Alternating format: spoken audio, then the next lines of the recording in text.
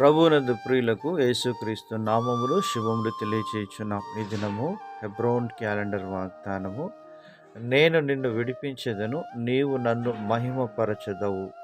కీర్తన 50వ అధ్యాయము 15వ చరణంలో కీర్తనకారుడు ఈ మాట తెలియజేస్తున్నాడు. ప్రియమైనటువంటి దేవుని ప్రజలారా, దేవుడు తన ప్రజలను వారి యొక్క శ్రమల నుండి, వారి యొక్క ఇబ్బందుల నుండి, వారి యొక్క శోధనల నుండి వారిని విడిపించడానికి ఎల్లప్పుడూ సిద్ధంగా ఉంటున్నాడు. ఎందుకనగా ఇశ్రాయేలును కాచు దేవుడు కొనుకడు, నిద్రపోడని దేవుని వాక్యం సెలవిస్తుంది.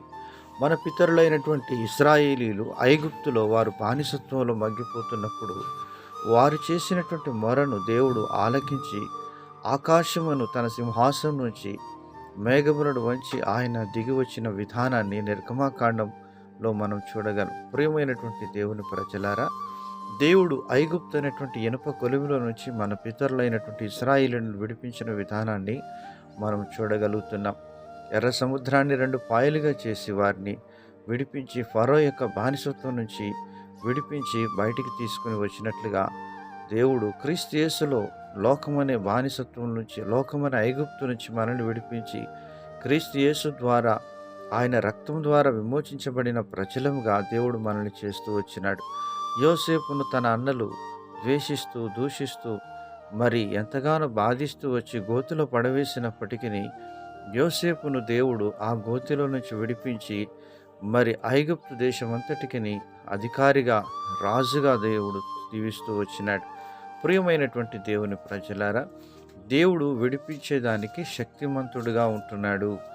మరి దేవుని వాక్యంలో రాయబడినటువంటి మాట గమనించినట్లయినా, కీర్తనకారుడు దావీదు మాట్లాడుతూ 30వ కీర్తన 12వ చరణంలో అంటున్నాడు, నీవు నా గోనెపట్ట విడిపించి సంతోష వస్త్రము నన్ను ధరింపజేసి ఉన్నావు.